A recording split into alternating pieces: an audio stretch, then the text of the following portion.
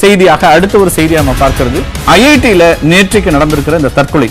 ஐஐடியில முதுநிலை ஆராய்ச்சி மாணவர் ஸ்டீஃபன் சனி ஆல்பர்ட் அப்படிங்கிற மகாராஷ்டிராவை சேர்ந்த அந்த மாணவர் தூக்கிட்டு தற்கொலை செய்திருக்கிறார்.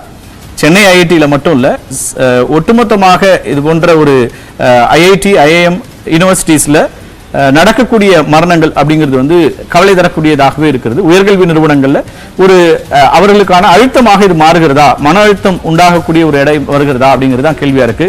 கடந்த ஆண்டுல நாடாளுமன்றத்தில் கொடுக்கப்பட்ட ஒரு ரிப்போர்ட், 2021 கொடுக்கப்பட்ட ரிப்போர்ட் அடிப்படையில் பார்த்தோம்னா கிட்டத்தட்ட 122 தற்கொலைகள், மாணவர்கள் தற்கொலைகள் நடந்திருக்கிறது ஐஐடி ஐஐஎம் அதே போல உயர்கல்வி நிறுவனங்கள்ல மட்டுமே. இது வந்து கிட்டத்தட்ட கடந்த ஒரு 8 ஆண்டுகள் நடந்ததா பார்க்கிறோம்.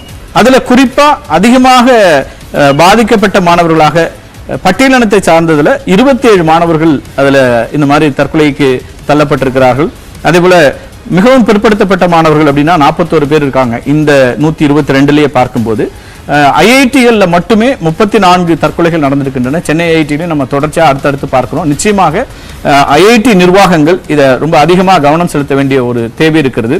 பொதுவாகவே ஆய்வு மாணவர்களுக்கு ஏற்படக்கூடிய அழுத்தங்கள், அங்க இருக்கக்கூடிய புறச்சூழல், பல நேரங்களில் ஆய்வு அந்த கைடு மேல இருக்கக்கூடிய விமர்சனங்கள் வருது. அவங்களுக்கு ஒரு மென்டல் அக்னி இருக்கு, அவங்கள ஹேண்டில் பண்றதுல பெரிய சிக்கல் இருக்கிறது, அவர்களுக்கு அவங்கள வந்து ஒரு சைக்கலாஜிக்கலா ஒரு ப்ரெஷர் அப்ளை ஆகுது அப்படிங்கிறத தொடர்ச்சியா நம்ம கேட்டுட்டே இருக்கிறோம்.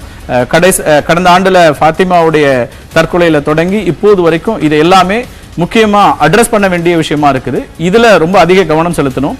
நீங்க ஐஐடிக்கள்ல சென்னை ஐஐடி தான் நம்பர் 1 பெஸ்ட் பர்ஃபார்மிங் இன்ஸ்டிடியூட் அப்படின்லாம் இருந்தாலும் அதற்கு நேர்மாறாக இது போன்ற தற்கொலைகளும் நிச்சயமாக கவலை தரக்கூடிய அம்சங்களாக மாறி இருக்கிறது. இதை தடுத்து நிறுத்தணும். அதற்கான கவுன்சிலிங்ல தொடக்கி அதற்காக மாணவர்களை தயார்படுத்துவது வரைக்குமான பல நிலைகளில் மாற்றங்கள் தேவையா இருக்குது. அடிப்படையில் அங்க இருக்கக்கூடிய பேராசிரியர்களிடம் அந்த மனமாற்றமும் அணுகுமுறை மாற்றமும் நிச்சயமா தேவை என்பதுதான் கல்வியாளர்கள் சொல்லக்கூடிய ஒரு அம்சமாக இருக்கிறது. ஒவ்வொரு உயிரும் ரொம்ப முக்கியம்.